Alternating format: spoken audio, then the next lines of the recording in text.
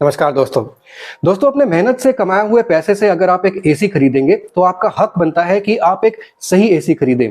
इसलिए मैं आज आपको वो सभी पॉइंट्स बता दूंगा जो आपको ध्यान रखना है। एक complete most extensive AC buying guide मैं आपको बता दूंगा जो आपको ध्यान रखना है जब भी आप अपने लिए एसी खरीदने जाएं।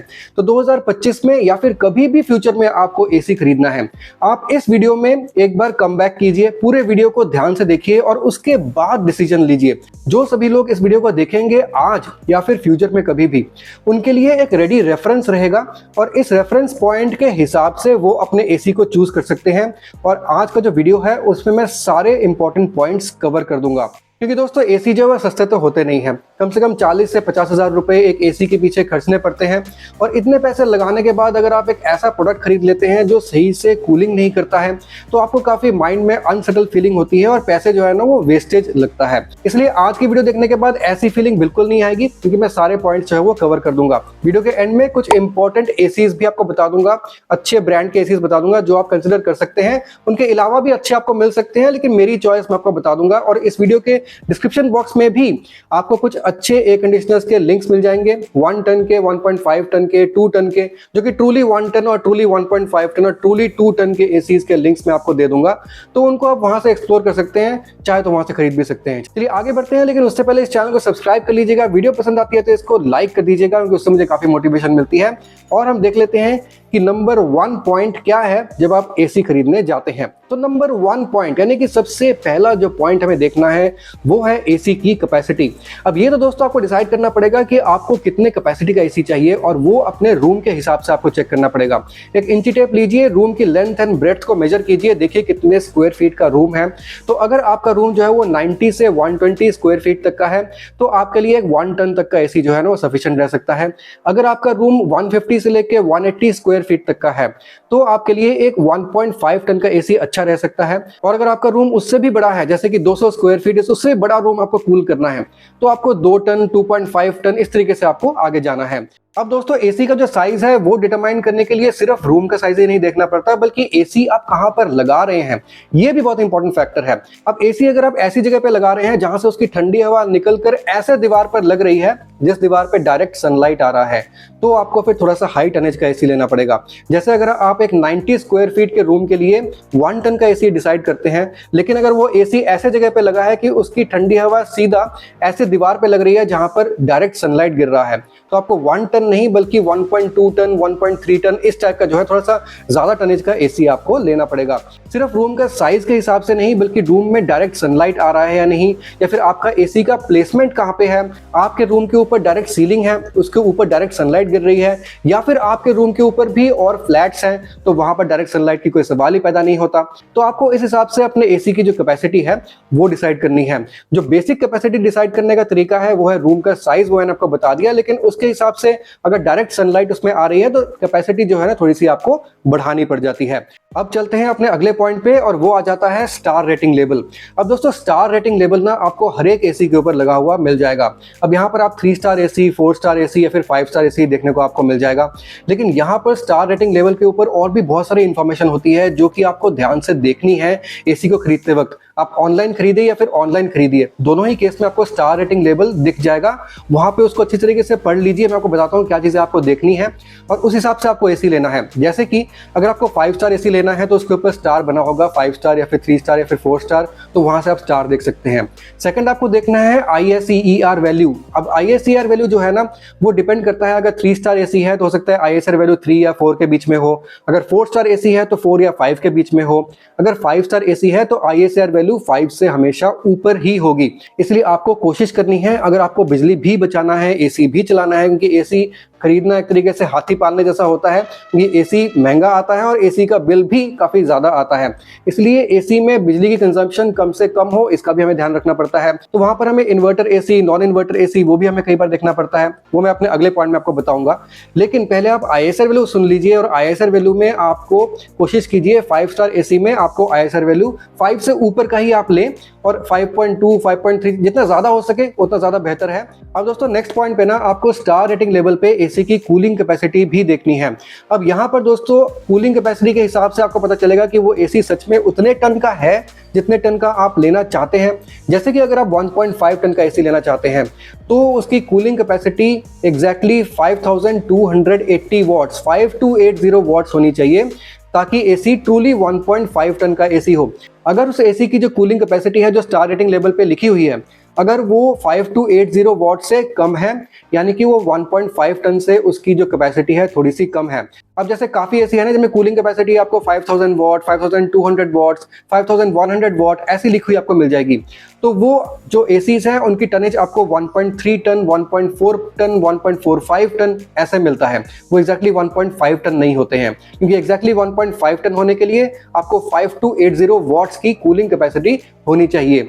तो इसी तरीके से दोस्तों आपकी जो कूलिंग कैपेसिटी है आपको वो देखनी है ताकि आपको पता हो कि वो कितने टनेज का एसी है जो टन आप ले रहे हैं। मेरे चैनल पे आपको ऐसे वीडियोस मिल जाएंगी जहां पर मैंने अलग अलग टन के हिसाब से एग्जैक्टली कितने वॉट की कूलिंग कैपेसिटी होनी चाहिए वो चीज मैंने बताई हुई है और इस वीडियो के डिस्क्रिप्शन बॉक्स में उन वीडियोस के लिंक्स मैं दे दूंगा, वहां से उन वीडियोस को आप देख सकते हैं क्योंकि यहां से आपको एक रेडी रेफरेंस मिल जाएगा कि आप जितने भी टन का एसी जो है ना खरीदने जा रहे हैं तो आपको सही उतनी ही टनेज मिल रही है या फिर उससे कम मिल रहा है। क्योंकि दोस्तों अगर आपको टनेज जो है ना एसी कम मिलती है, सपोज कीजिए 1.5 टन का एसी आप खरीदने जा रहे हैं और वहां पर आपको 5000 वॉट की कूलिंग कैपेसिटी मिल रही है तो वो 1.5 टन से कम होगा। और अगर आप एक 180 स्क्वायर फीट के रूम को कूल करने के लिए 1.5 टन का एसी ले रहे हैं इसमें एक्चुअली उसकी जो वॉटेज है जो कूलिंग कैपेसिटी है वो कम है तो फिर आपका रूम जो है सही तरीके से ठंडा नहीं हो पाएगा। ऑल्दो आप ये सोचते रहेंगे कि आपको 1.5 टन का एसी मिला है।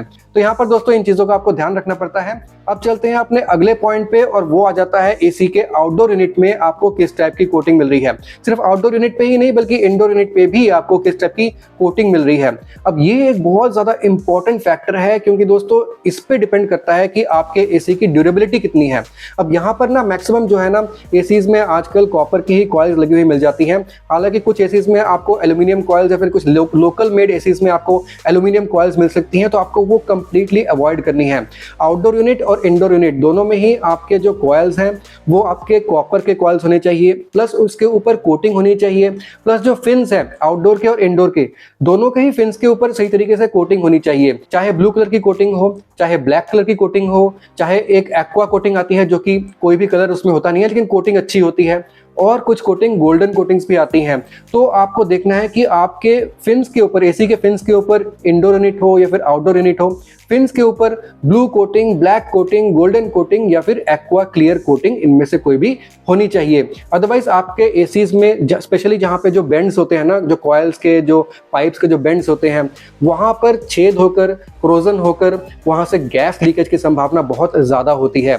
और यहाँ पर आपके एसी में एक बार गैस लीकेज शुरू हो जाती है तो आप जितना मर्जी रिपेयर करवाते रहिए, आपको हर साल कहीं ना कहीं से गैस लीकेज की प्रॉब्लम आती ही रहती है। क्योंकि एसी में एक बार रिपेयर शुरू हो जाता है तो एसी की लाइफ जो है वो कमी हो जाती है। ये चीज मैंने प्रैक्टिकली देखी है। तो इसलिए बहुत ज्यादा जरूरी है कि आपको कोटिंग जो है वो चेक करनी है, स्पेशली अगर आप एक ऐसी जगह पे रहते हैं जहां पर गंदा नाला पास से गुजरता है या फिर जहां पर इंडस्ट्रीज का जो पोल्यूशन है वो बहुत ज्यादा है, जैसे कि एयर पोल्यूशन या फिर वाटर पोल्यूशन, किसी भी टाइप का पोल्यूशन जो वो ज्यादा है, तो वहां पर आपको जो एसी है ना वहां पे अच्छे कोटिंग वाला एसी लेना पड़ेगा। अब कोटिंग में अलग अलग टाइप के आते हैं और कौन सा कोटिंग ज्यादा अच्छा होता है, कौन सा जो है थोड़ा सा ठीक ठाक होता है, उस सब के ऊपर भी मेरे चैनल पे आपको वीडियो मिल जाएगी। लिंक मैं डिस्क्रिप्शन बॉक्स में भी दे दूंगा, वो भी आप जरूर से चेकआउट कर लीजिएगा।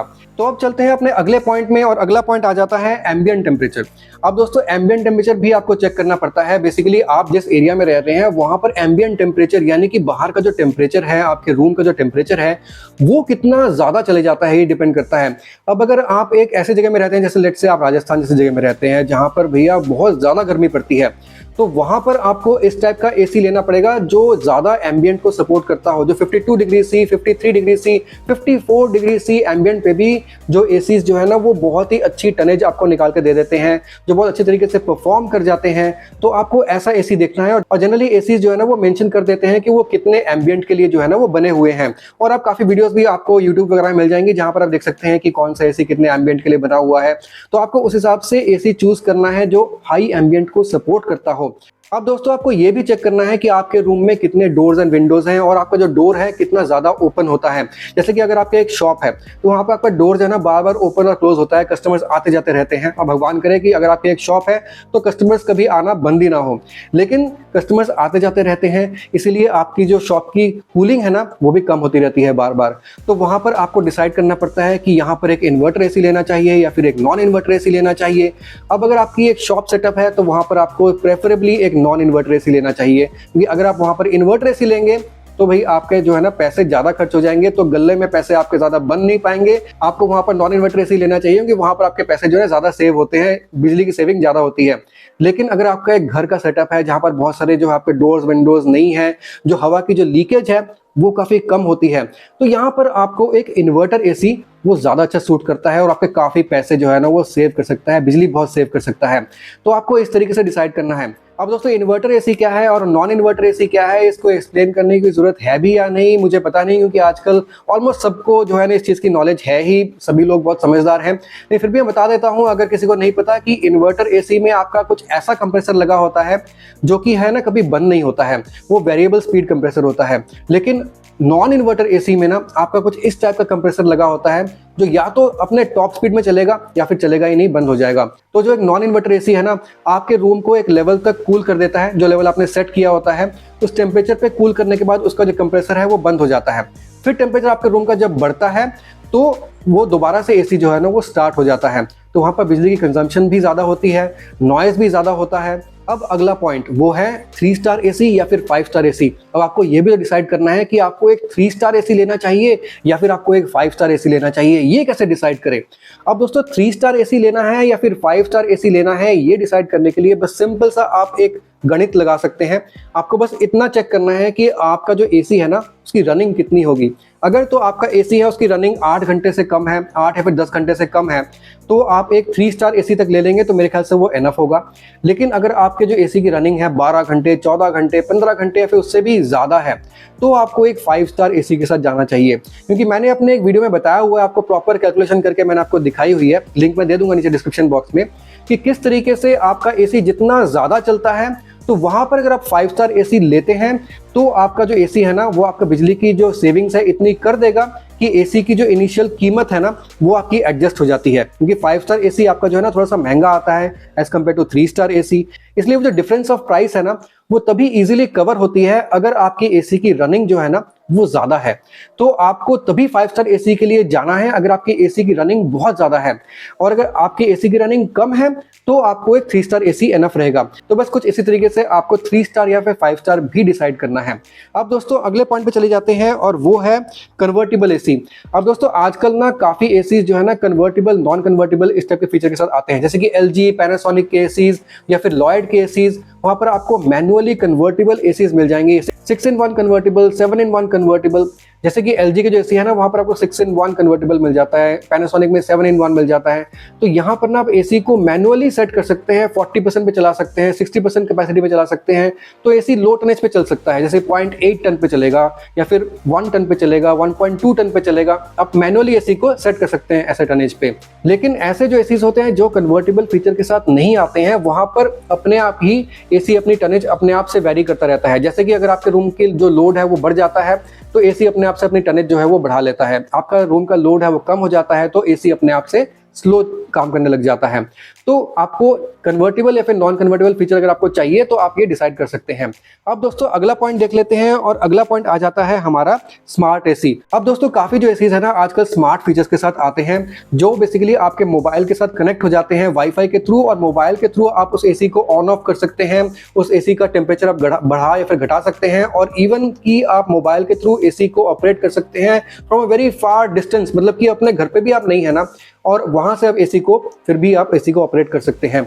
लेकिन दोस्तों एक चीज का आपको ध्यान रखना है, अगर आप एक स्मार्ट एसी लेना चाहते हैं, कि आप अगर एक स्मार्ट एसी लेना चाहते हैं तो ऐसे ब्रांड का एसी लीजिए जो काफी टाइम से आपको स्मार्ट फीचर्स दे रहा है। मैं इसलिए बता रहा हूं क्योंकि दोस्तों स्मार्ट फीचर में ना एक ऐप की जरूरत पड़ती है, वो तो आप जानते हैं एसी के साथ कम्युनिकेट करने के लिए एक ऐप के थ्रू ही कम्युनिकेट करेगा। लेकिन जो नए ब्रांड है या फिर जो ऐसे ब्रांड है जो कि ज्यादा एसीज के लिए जो ज्यादा नोन नहीं है, तो उनके जो ऐप्स है ना वो इतने टेस्टेड नहीं होंगे, इतने कामयाब नहीं होंगे। हो सकता है वो सही तरीके से आपके एसी के साथ कनेक्ट ना हो, या फिर हो सकता है घर में रहे तो कनेक्ट हो रहे हैं लेकिन बाहर जा रहे हैं तो कनेक्ट नहीं हो रहे हैं। तो आपको ऐसे ब्रांड के एसीज लेने हैं अगर आप स्मार्ट एसी लेना चाहते हैं, जिन पे आपको जो ऐप है ना वो काफी लोगों के साथ ट्राइड एंड टेस्टेड होते हैं, जैसे कि LG हो गया, पैनासोनिक हो गया। ये जो एसीज है ना ये बहुत टाइम से स्मार्ट फीचर्स प्रोवाइड कर रहे हैं और इनके जो एप्स हैं इनकी टेस्टिंग कई बार हो चुकी है और ज़्यादातर जनता भी इनकी टेस्टिंग जो है वो कर चुकी है। तो इसलिए यहाँ पर आपको कोई भी प्रॉब्लम जो है जनरली नहीं आती है इनके ऐप्स में, और काफ़ी सीमलेसली एसी जो है ना आपके ऐप के साथ कनेक्ट हो जाते हैं। तो ये भी चीज़ को आपको ध्यान रखना पड़ेगा। अब दोस्तों अगला पॉइंट देख लेते हैं, और अगला पॉइंट आ जाता है फिल्टर, जो कि बहुत ज़्यादा इंपॉर्टेंट है, मुझे पहले ही कवर करना चाहिए था। अब यहाँ पर दोस्तों आपको देखना है कि एसीज में आपको जनरली वो जो मैश फिल्टर होता है ना, सामने जाली लगी होती है, वो तो आपको हर एसी में मिल जाता है। आपको लोकल मेड एसी में भी वो जाली मिल जाएगी, लेकिन कोशिश कीजिए आजकल आप एसी ले रहे हैं तो एक PM 2.5 फिल्टर कम से कम ज़रूर हो, क्योंकि आजकल खास करके दिल्ली ऐसे जगह में जहाँ पर पोल्यूशन लेवल इतना ज़्यादा है, AQI लेवल इतना ज़्यादा है, वहाँ पर आपको एक PM 2.5 फिल्टर होना बहुत ज़्यादा ज़रूरी है। क्योंकि एसी आपके घर को सिर्फ कूल ही नहीं करता है बल्कि आपके घर के एयर को भी क्लीन करता है। तो बहुत ज़्यादा ज़रूरी है कि आप एक PM 2.5 फिल्टर वाला एसी लें, या फिर एक ऑटो क्लीन वाला एसी भी आप ले सकते हैं, जहाँ पर एसी के बंद होने के बाद एसी का जो फैन है ना कुछ टाइम तक बिना कंप्रेसर के ऐसे ही चलता रहता है और आपके जो कूलिंग कॉइल्स हैं उनको वो ड्राई कर देता है। तो इससे क्या फ़ायदा होता है, कूलिंग कॉइल्स के ऊपर मॉइस्चर नहीं रहता है और अंदर जो बैक्टीरिया मोल्ड्स का जो बिल्डअप है वो नहीं रहता है, तो आपकी एलर्जी की प्रॉब्लम्स वगैरह भी काफ़ी कम हो जाती हैं। तो ये भी चीज़ को आपको जो है ना वो ध्यान रख सकते हैं। अब दोस्तों अगला पॉइंट हमें क्या देखना है, वो है स्टेबलाइजर फ्री ऑपरेशन। अब दोस्तों काफ़ी एसीज में ना आपको स्टेबलाइजर फ्री ऑपरेशन मिल जाता है, या फिर स्टेबलाइजर इनसाइड आपको मिल जाता है बेसिकली। तो यहाँ पर आपको अलग से स्टेबलाइजर लगाने की जरूरत नहीं पड़ती है, इसके अंदर ही आपको स्टेबलाइजर का जो सारा बंदोबस्त मिल जाता है और इसके पीसीबी में आपको सारा बंदोबस्त मिल जाता है बेसिकली। तो बेसिकली इसका जो इंटरनल स्टेबलाइजर का जो रेंज है ना वो अच्छा होना चाहिए, जैसे कि 90 से लेके 270 वोल्ट तक, 90 से 250 वोल्ट तक, ऐसा जो है वोल्टेज का अगर रेंज होता है ना, तो इस रेंज को वो इजीली एसी खुद से ही एब्जॉर्ब कर लेता है। आपको एक्सटर्नल स्टेबलाइजर लगाने की नहीं जरूरत पड़ती है और जनरली आपका जो स्टेबलाइजर का खर्चा है ना वो बच जाता है। लेकिन अगर आप एक हाई टनेज का या फिर महंगा एसी ले रहे हैं तो मेरा ये पर्सनली मानना है कि एक स्टेबलाइजर ले ही लेना चाहिए। उसके अगर इंटरनल स्टेबलाइजर है भी एसी के अंदर, अगर स्टेबलाइजर इनसाइड है, फिर भी आपको एक अलग से स्टेबलाइजर ले लेना चाहिए, क्योंकि एसी काफी महंगा है। तो बाई चांस कहीं से बिकॉज ऑफ इलेक्ट्रिसिटी फ्लक्चुएशन अगर पीसीबी खराब हो जाता है तो यहाँ पर खर्चा बहुत ज्यादा आ जाता है। अब यहीं पर खराब होने की बात से हमारा नेक्स्ट पॉइंट भी आ जाता है, वो है एसी की वारंटी, जो कि बहुत ज्यादा इंपॉर्टेंट है। यहाँ पर दोस्तों जनरली आजकल मोस्ट ऑफ द एसीज जो है ना वो 1 साल की वारंटी ओवरऑल प्रोडक्ट पे, 5 साल की पीसीबी पे और 10 साल की कंप्रेसर पे आजकल ज्यादातर ब्रांड्स दे रहे हैं। लेकिन यहाँ पर पीसीबी में कुछ एसी जो है वो वारंटी नहीं देते हैं। तो पीसीबी का वारंटी आपको चेक करना बहुत ज़्यादा ज़रूरी है, क्योंकि पीसीबी में अच्छी वारंटी होना बहुत ज़रूरी है, क्योंकि ये बहुत ज़्यादा खर्चीला पार्ट है। ये अगर ख़राब होता है तो आपका मोटा खर्चा पड़ने वाला है, क्योंकि रियली काफ़ी मोटा खर्चा होने वाला है अगर वो इन्वर्टर एसी है। इसलिए आप पीसीबी में वारंटी ज़रूर चेक कीजिए। अगला पॉइंट दोस्तों वो है सर्विस। अब ये भी काफ़ी हद तक इम्पॉर्टेंट है, जैसे कि अगर आप एक ऐसा एसी लेते हैं जहां पर बहुत सारे सर्विस स्टेशंस इसके आपको नहीं मिलेंगे, जैसे कि जनरल का एसी हो गया या फिर मित्सुबिशी का एसी हो गया, आपको सर्विस स्टेशंस जो है ना हो सकता है आपके एरिया में आपको ना मिले, आप किसी बड़े शहर में रहते हैं तो हो सकता है आपको मिल जाए, तो वहां पर आपको सर्विस देखनी पड़ेगी। अब जैसे वोल्टास है, इसकी सर्विस आपको हर जगह इजीली मिल जाती है, LG की भी आपको काफ़ी जगह मिल जाती है, पैनासोनिक की भी मिल जाती है। तो इस टाइप के जो एसीज है ना यहाँ पर आपको काफ़ी इजीली सर्विस मिल जाती है, तो आप वो देख सकते हैं। अदरवाइज आप अगर एक बड़े शहर में रहते हैं फिर तो आपको जनरल हो या फिर मित्सुबिशी हो, कोई भी आपको ब्रांड हो, आपको सर्विस मोस्टली जो है वो मिल ही जाती है। तो सर्विस को देखना भी कुछ हद तक जरूरी हो जाता है। अब दोस्तों अगला पॉइंट वो है हॉट एंड कोल्ड एसीज। अब ये दोस्तों काफी हॉट टॉपिक आजकल इसलिए मुझे लगता है क्योंकि ये हॉट एंड कोल्ड एसी अगर एक बार लगा लेते हैं ना तो आपकी हमेशा के लिए टेंशन खत्म हो जाती है। सर्दियों में आपको अलग से कोई हीटर लेने की जरूरत नहीं पड़ती है। And top 5 hot and cold ACs, इन सबकी वीडियो भी मैं ऑलरेडी बना चुका हूँ, लिंक पर नीचे दे दूंगा, आप चेकआउट कर सकते हैं। लेकिन आप अगर एक हॉट एंड कोल्ड एसी खरीद लेते हैं जो ये काफी कामयाब होते हैं, तो आपका जो है ना गर्मियों में ये ठंडे भी कर देंगे और सर्दियों में आपके रूम को ये गर्म भी कर देंगे। तो यहाँ पर आपको हॉट एंड कोल्ड एसी में इसके स्टार रेटिंग लेवल में लिखा हुआ आपको देखना है कि यहाँ पर ये एक हीट पंप होना चाहिए। सबसे नीचे जनरली लिखा होता है हीट पंप, यस। तो तो अगर ये आपका एक हॉट एंड कोल्ड एसी है तो हीट पंप के सामने यस लिखा हुआ होगा, और यहाँ पर भी आपको जो है ना कूलिंग कैपेसिटी वो सब कुछ लिखी हुई आपको स्टार रेटिंग लेवल पे आपको मिल जाएगा। तो कूलिंग कैपेसिटी क्या है, हीटिंग कैपेसिटी क्या है, वो सब कुछ भी आपको लिखा हुआ देखने को मिल जाएगा। और अगर आप एक हॉट एंड कोल्ड एसी ले रहे हैं तो सर्दियों में कितने लोएस्ट टेम्परेचर को वो हीट अप कर सकता है। जैसे कि हम गर्मियों में देखते हैं ना, कितने हाई से हाई एम्बिएंट टेम्परेचर को वो कूल कर सकता है, 52 डिग्री सी, 53 डिग्री सी। ऐसे ही सर्दियों में हमें देखना पड़ता है कि कितने लोएस्ट से लोएस्ट टेम्परेचर को वो हीट कर सकता है। तो जितना लो टेम्परेचर आपको एम्बिएंट वाला वहां पे मिलेगा एक हॉट एंड कोल्ड एसी में, उतना ही बेहतर है। वो भी मैं नीचे लिंक आपको दे दूंगा best hot and cold ACs के, अगर आप वो खरीदने में इंटरेस्टेड हैं तो आप वो भी चेकआउट कर सकते हैं। अब दोस्तों एक चीज आप और चेकआउट कर सकते हैं, एसीज का एयर थ्रो। अब यहाँ पर दोस्तों एसीज का एयर थ्रो जो है ना, आपको मित्सुबिशी जनरल जैसे एसीज में बहुत दूर तक का एयर थ्रो, आपको अच्छा एयर थ्रो मिल जाता है। यानी कि एसी से आप काफी दूर भी बैठे हैं तभी आपको जो है ना ठंडी हवा लग जाती है। और कुछ एसीज हैं जहां पर आपको एसीज का एयर थ्रो काफी कम मिलता है, तो आपको एसी के थोड़ा पास बैठना पड़ता है। अब दोस्तों आजकल के एयर कंडीशनर्स में इसके अलावा और भी फीचर्स काफी आते हैं, लेकिन जो मैंने फीचर्स और जो मैंने पॉइंट्स टेक्निकलिटीज कवर कर दी हैं आज, वो सब मेन फीचर्स हैं, मेन पॉइंट्स हैं। इसके बाद जो भी बच गया है या फिर जो भी नए फीचर्स वगैरह आ रहे हैं वो ज्यादातर लग्जरी आइटम्स हैं, लग्जरी चीजें हैं। और यहाँ पर दोस्तों डिपेंड करता है कि आप वो लेना चाहते हैं या फिर नहीं लेना चाहते हैं, आप ज्यादा पैसा खर्चना चाहते हैं या फिर नहीं है। यहाँ पर आप जितना गुड़ डालते हैं मीठा भी उतना ही ज्यादा होता है, तो यानी कि जितना पैसा आप खर्चेंगे आपको उतने सारे फीचर्स एक्स्ट्रा मिल जाएंगे। लेकिन जो मेन बेसिक चीजें हैं जो आपको हमेशा देखनी है जब भी आप आज एसी खरीदे या फिर फ्यूचर में आप कभी भी एसी खरीदिए, आपको ये वीडियो जरूर देखनी है और एक एक पॉइंट के हिसाब से अपने कंडीशन को आपने कंपेयर करना है और फिर एक एसी बाइंग डिसीजन आपने लेना है। इंडिया के top 5 1.5 ton 5 star inverter air conditioners अगर मैं आपको बताऊं तो आपको Lloyd, Daikin, Carrier, Panasonic, LG, ये जो है ना ये इंडिया के टॉप 5 एसी ब्रांड्स में आ जाते हैं। तो यहाँ पर आप किसी भी टनेज का एसी आप ले सकते हैं, मैंने आपको 1.5 टन बताया, आप किसी भी टनेज का ले सकते हैं। आपको Lloyd, Carrier, Daikin, Panasonic, LG, इन सब में आपको अच्छे जो है ना एसीज देखने को मिल जाते हैं, जिनमें आपको टनेज भी जो है ना अच्छी मिल जाती है। वैसे मैंने बहुत अच्छे टनेजेस वाले ACs truly 1.5 ton, truly 1 ton वगैरह सब आपको इस वीडियो के डिस्क्रिप्शन बॉक्स में दे दिए हैं, वहां से आप चेकआउट जरूर कीजिएगा। तो मेरे हिसाब से आज की वीडियो के बाद आपका एसी बाइंग जो है ना काफी हद तक ईजी भी हो जाएगा, और मेरे हिसाब से आपका जो भी पैसा खर्चा होगा ना वो सही एसी पे, सही प्रोडक्ट पे होगा। और भगवान करे आप इतना पैसा जब भी खर्चा करें ना तो आपका जो सेटिस्फैक्शन लेवल हो वो अच्छा हो और आप एक सही प्रोडक्ट खरीद पाएं। मैं आपसे मिलता हूं अगली वीडियो में, तब तक के लिए सुदीप साइनिंग ऑफ।